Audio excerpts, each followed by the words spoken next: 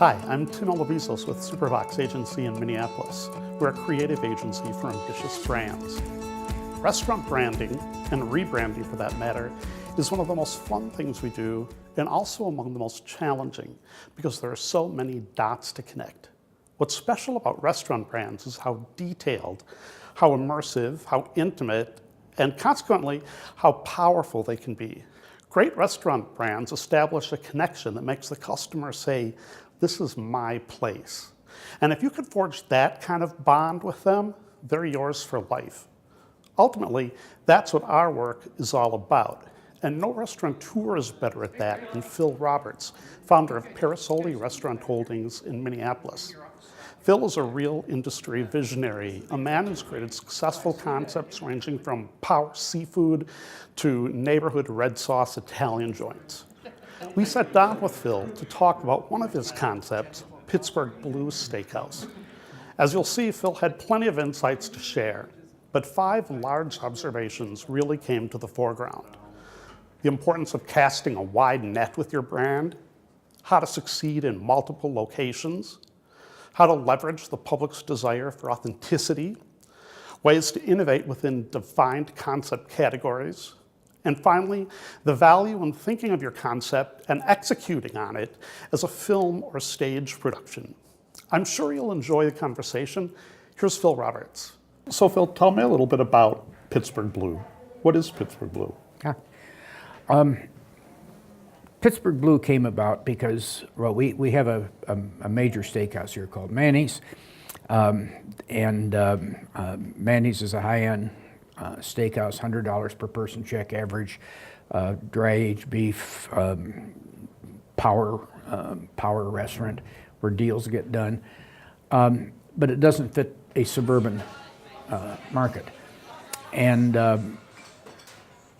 our vice president of development told me about a piece of dirt out in the suburb called Maple Grove, and asked me to take a look at it. And I thought, Maple Grove, and I didn't know Maple Grove from Cottage Grove, but I took the 20-mile drive to the suburb and pulled off the freeway, and lo and behold, this piece of dirt was right at the corner of State and Main. And all the usual suspects were there. It was Famous Dave's, it was TGI Friday, it was Joe's Crab Shack, it was Olive Garden, it was, all of the usual suspects. So then I drove around the neighborhood. The density was good, and there were a lot of these sort of McMansion houses. But then I got to wondering how those residents would feel about being represented only by the national chains. That, are you going to take your best customer or client to Joe's Crab Shack for dinner? Probably not. You're probably not going to take them to Olive Garden. And I wondered if they were sort of embarrassed by their choice of where they chose to live. So I thought that something that had some gravitas to it, something that had some interior appointments, something that would not feel chain-like. So we thought, well, maybe it's a steakhouse, not for the bankers and the CEOs and stuff in the downtown area and people coming in from ExxonMobil or Right. Best Buy or whatever, but maybe it should be a steakhouse that would would have a gravitas to it. It would feel well.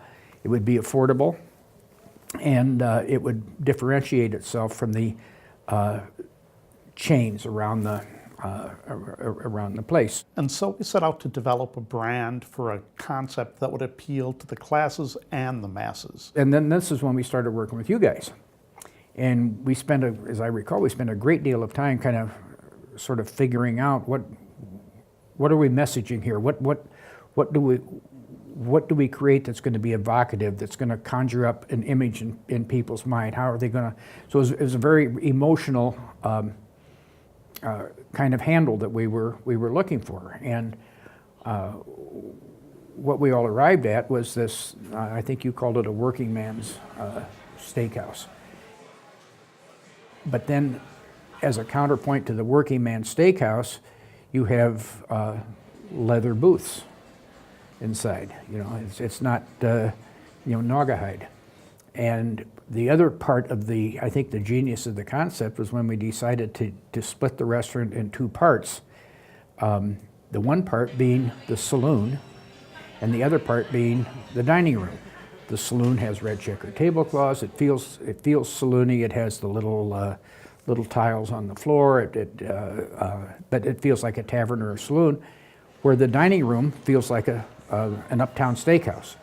We've been there now 10 years, and what we've discovered is that people that live in the neighborhood will come there on a Tuesday night and just stop by the bar and order a burger and a Coke because they're going shopping or something like that, or maybe they're going to the movies. But they'll be back on Saturday night with another couple and eating in the dining room and having a bottle of nice Cabernet. It's the main event for that night. So the same people use the restaurant in different ways. As with all branding, every element must reinforce the central message. In this case, a steakhouse for people who work for a living. In the major steakhouses around the country and around the world, the term Pittsburgh Blue is used by customers that know steakhouses. And its roots go back to Pittsburgh, and that's part of our roots with our working class message that we send out. The steel workers in the ovens and the blast furnaces, like yeah, in the steel mills, their wives used to pack them slabs of steak or meat. And the way they would cook them is that at lunchtime would come, they'd take the slab of meat and they'd just slam it up against one of the blast furnaces, and it just instantly seared the outside of the steak, and then it would immediately flip it and sear the other side, and consequently the steak that they ate at lunch was blackened on the outside and blood rare in the center. And that's a style of steak that a substantial number of people who know steakhouses. How do you like your steak done? Medium, medium rare? No, make it Pittsburgh Blue. And that's where the term comes from. Right. It's interesting because on the one hand, it's a little bit inside baseball for steakhouse connoisseurs. On the other hand, it's a name that telegraphs a lot without necessarily understanding. Well, it's in the subtext. I mean, the fact that we say it's a working man's steakhouse, what more of a working man's city is there than Pittsburgh? Right. So you're not, it's not in your face, but boy, it's in the subtext and you do get it. Right. So that was part of you actually named it. By avoiding pigeonholing yourself as a high-dollar establishment or a special occasion venue, you fortify yourself against hard times. Yeah, you don't want to project that you're a birthday and anniversary place where people really like you, but they only come on birthdays and anniversaries, or they only come on Friday or Saturday night. We wanted this to be a sleeves-up restaurant where folks come on Monday night and Tuesday night and as well as Saturday. So, and there's no dress code, it's just smart casual, but the Medtronics folks, they all come in their suits and ties, and folks that come in for happy hour or living in the neighborhood, they come in shorts in the summertime. That must have been really helpful for the restaurant because it is 10 years old. You opened in 2008 before the market, crashed. Right at the time it crashed. Right at the time it crashed. And so you really had to deal with the fact that, good percentage of your customers were suddenly a little bit more strapped and were cutting back, right? Mm-hmm. First of all, it's not a $100 check average. It's maybe a $50 check average, but it's also can be a $80 check average depending on how you're using it, or a $30 check average depending on how you're using it. Either way, you get to go to Pittsburgh Blue. So maybe for those folks that are strapped and maybe they don't buy the refrigerator or the washing machine or they put it off or whatever, it is an oasis. It's a night off. Talk a little bit about how you train the staff to sort of read their guests and give them an experience that will ensure that they're comfortable so that they don't feel like, oh, I've walked into a restaurant that is beyond my means. No, and that is the kiss of death. If people get that impression that this just ain't my kind of place. And so we train the staff to, as you said, read the table. I mean, that's really important. see what they're in the mood for. Is this a leisurely lunch? Is this a group of ladies that are out to lunch to celebrate something, or just a book club, or what is it? And we no way allow anybody who orders the $5.95 to feel embarrassed. We don't care if they order the $17.95 or the $5.95. We don't care. We treat them the same. All guests are treated the same, and we monitor that. We monitor it closely, and thankfully the staff buys into it because they see these people repeating, coming back and back and back again, and that's money in their pocket. All restaurants have to provide value in order to succeed. Right. Manny's provides value of a different sort. Correct. It's reputational, it's the experience, Right. It's what it says about you. How do you kind of telegraph to people that this is a place where even if you do spend a fair amount of money, you're really getting value for the money? It all starts with the assortment of the offerings on the menu. At Pittsburgh Blue has several sandwiches on their menu. Manny's has a hamburger. That's the only, and it's a $30 hamburger. Pittsburgh Blue's hamburger is $14 or something like that. I don't know what it is. But so you start with the menu and you put safe harbors on the menu. Can you get a $20 shrimp cocktail? Yeah, you bet. But can you get a 2 taco appetizers for $8? Yeah, you can get that too. So people can afford, they can have the Pittsburgh Blue experience, but it does start with the menu. It also starts with, we don't use starch white tablecloths at Pittsburgh Blue. We have wood tabletops with a chili witch placemat on it. So that also telegraphs a value statement. We will have a ketchup bottle on the table. That telegraphs when somebody comes in and they look around deciding whether or not this is their kind of place. They can see the elegance and the snazziness of the place, but they can also see the ketchup bottle. So it doesn't come in a fancy little ramekin? Oh no, it's a Heinz ketchup bottle. It's out of Central Casting. Yeah.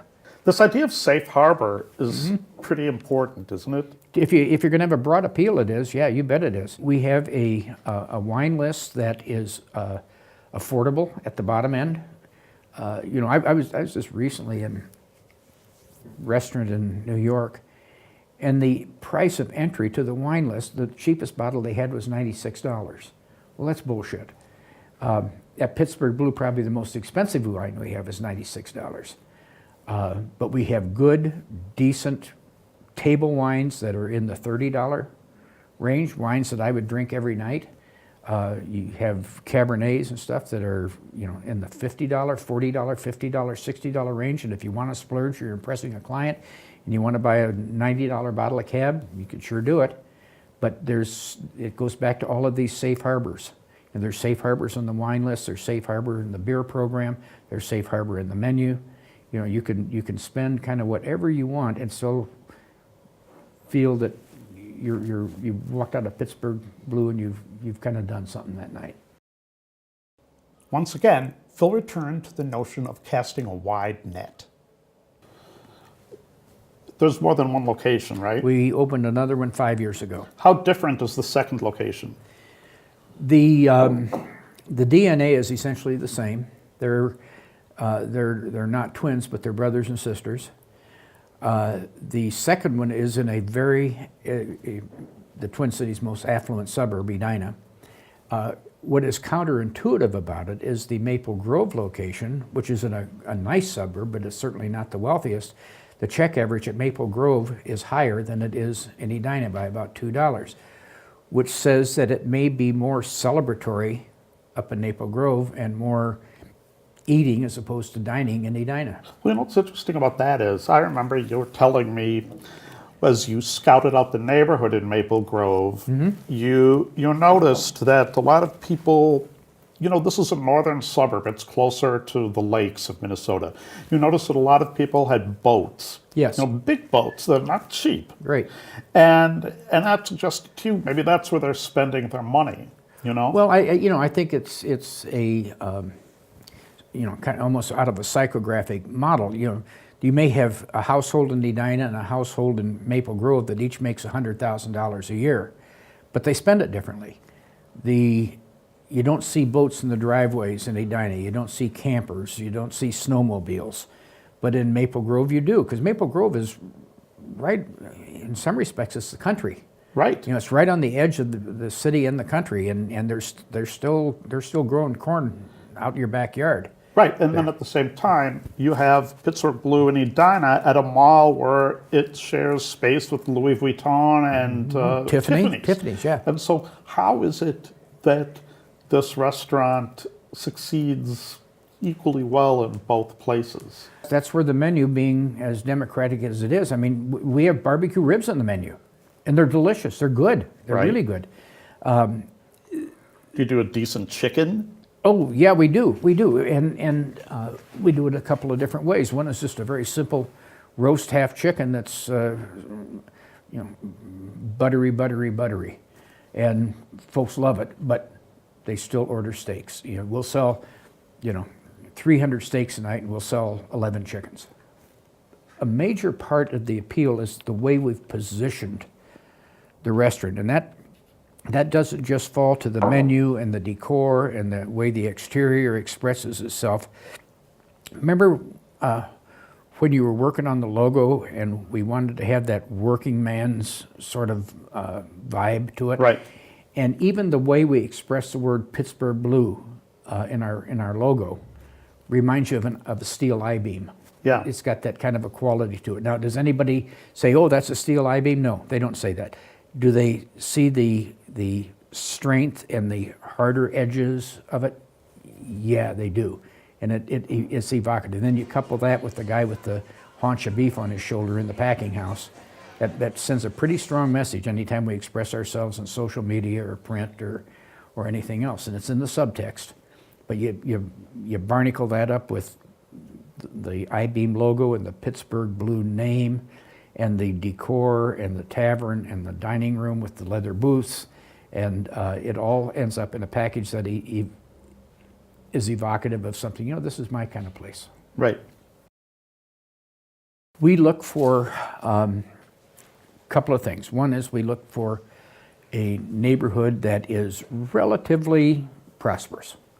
It doesn't mean that everybody makes a couple $100,000 a year, but relatively prosperous, that they do have disposable income and all that sort of thing. We also look for offices.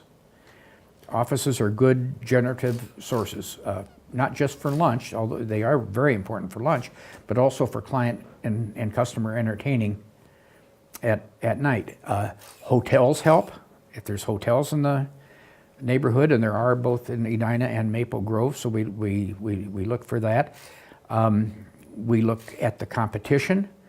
And we look to places where we can differentiate ourselves from the chain store mentality, because I think people, well, as you probably know, people are rejecting the chains all over the place. I mean, everybody from Olive Garden to, everybody, their sales are down year after year. So we look for to be something that is relative and owned in the community, or at least the perception is owned in the community.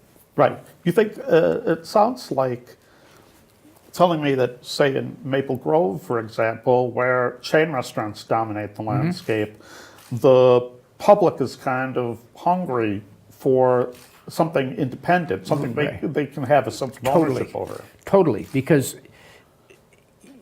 Maple Grove, with its chain of all the ubiquitous and usual suspects, is no different than Schaumburg, Illinois, or Addison, Texas, or Atlanta, Georgia, or any suburb, or Aliquippa, Pennsylvania. I mean, you've got all the same people that are there, and I'm guilty of it too, because we opened 96 bukas, as you recall, around the country, and buka fell right into that trap.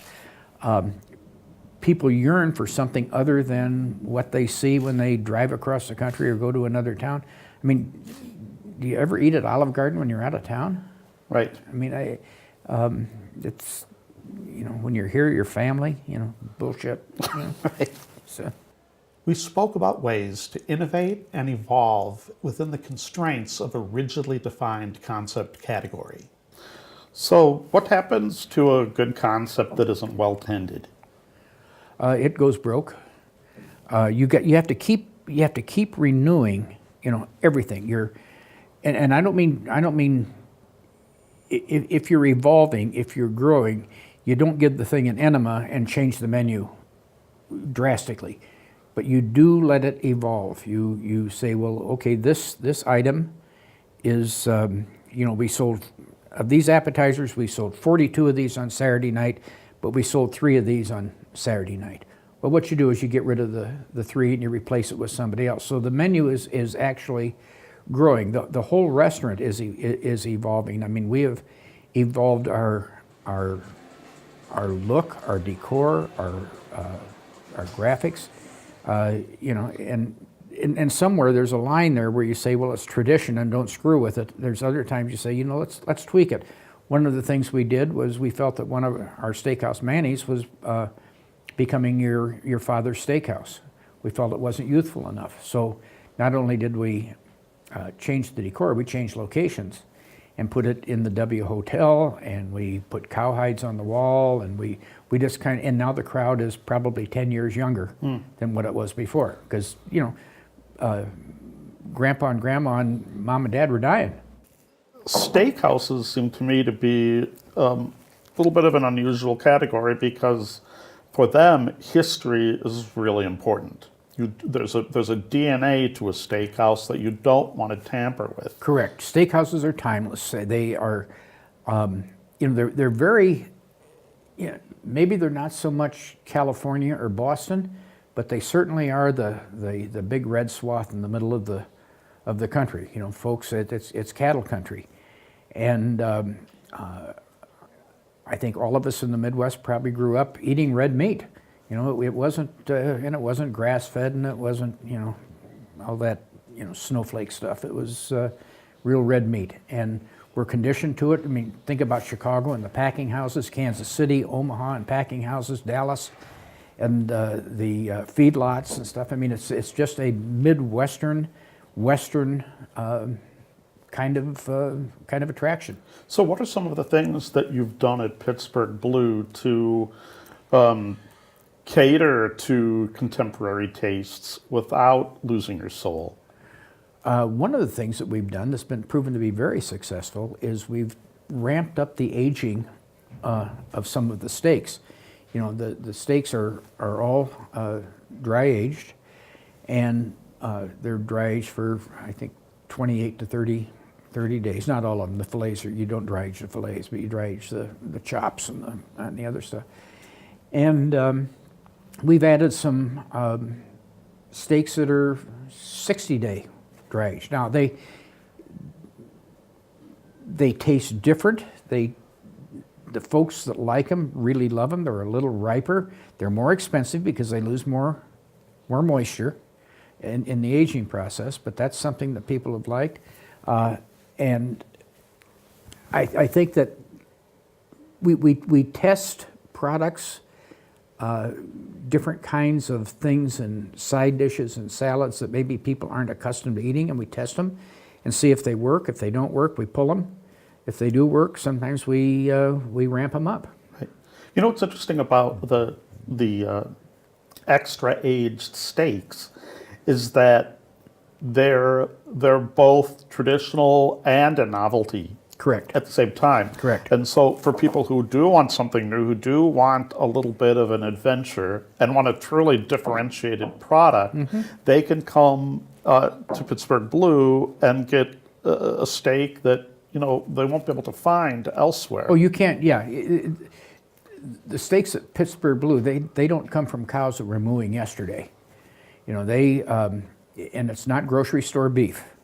You can't buy a Pittsburgh Blue steak in the grocery store. Steaks, and the whole thing in the aging process. And the thing of it is, Midwesterners know the difference. You taste a piece of grocery store beef alongside of something that's even been aged in cryovac, which is a less expensive way to do it, but it also deepens the flavor and the richness of the steak, and far less expensive than the total dry aging process. And we will use cryovac aged steaks on occasion. But you do a side by side, and people know. I mean, they just know. no depth of flavor. I mean, grass-fed beef is just nonsense. I mean, it just has no flavor compared to a regular aged steak. Sometimes Phil almost seems to equate the restaurant business with show business. You use theater as a metaphor pretty often, yes, don't you? Yes. I really like theater. You know, it's no different than, you know, going to some place where they toss the Caesar salad tableside. It's become kind of ubiquitous now, but you still, I mean, people enjoy it. At Pittsburgh Blue, we present the raw meat at the table on a giant cutting board. We come to the table and here are our steaks tonight. I mean, people like that. They talk about it. They ooh and they ah and they laugh at the size of one of the steaks. You know, God, I could never eat that. You know, the server will say, well, why don't you split it? Right. You know, so you've got the open kitchens where you're not seeing the coffee grounds and the eggshells on the floor, but what you're seeing is the guy at the range that just gives a shot of brandy to a saute pan and flames go 4 feet high in the air. You're seeing that not directly, but you're seeing it through a filter of other kitchen activity that goes on. So theater is anything you can do to cause the customers to smirk and blink and give another one the elbow. Is that part of the reason why you like to have your restaurants be more contained environments? Oh, I want to control everything that's going on. I want, you know, it's everything you touch. You know, if you have a table linen, is it cotton or is it polyester? Is your napkin polyester? Well, probably not. You know, that's an Olive Garden thing. It's what you hear. It's the music that you hear. It's the kind of chair you're sitting in. Is it upholstered? Is it a fundamental work a block sort of a chair? It's everything you smell. It's everything you see. It's what your menu looks like, what it feels like. It's the uniform that the servers wear. It's the plating of the food. Is the food artful? Does the plate come with high and low and dark and light and soft and crunch and all the things that the yin and the yangs that need to go together to make a successful plating? Is it colorful? Does it pop? Is it bright? Right. I mean, all of these things, I can't really decide what's more important than the other. They just all have to come together. That's why the business is so hard, but that's also why the business is so much fun. How does that impact the guest? I mean, are they? Does it draw them in? Does it? I think they just feel connected to the restaurant. That this is my kind of place. That this is fun. This is more fun than the place down the road where they, you know, scoop and plop food on the plate. It's a place they just want to be. It's a place they want to go to. I don't think that they segment out, oh, look at that logo, or look at the way they did the white and the dark on that plate. I don't think they consciously see that stuff, or, oh, isn't that a nice pairing because it's soft and it's crunchy at the same time. I don't think they consciously register that. I think, you know, bold flavors. You know, the worst thing that anybody can say to me is that was bland. You know, it's got to have balls. It's got to have, you know, if you're going to fire a gun, fire both barrels. So I don't think people consciously segment that out. I think they just evaluate the total experience. It's the lighting, it's the service, it's the chair I'm sitting in, it's the hardwood floor, it's the, you know, it's the style of service, the sequencing, it's the dessert, it's how they make me feel here. I don't think they segment it out. I think it's a total experience. That was Phil Roberts of Parasole Restaurant Holdings. You know, we've worked with Phil for quite a while now, and it's always interesting to sit down and talk with him because he's so smart and intuitive about the industry. During the course of our conversation, Phil kept returning to 5 big ideas about restaurant branding. Ideas that'll not only help you weather any challenges you may face, but thrive in the face of them. Thanks for watching the video. I'm Tim Alevizos from Supervox Agency.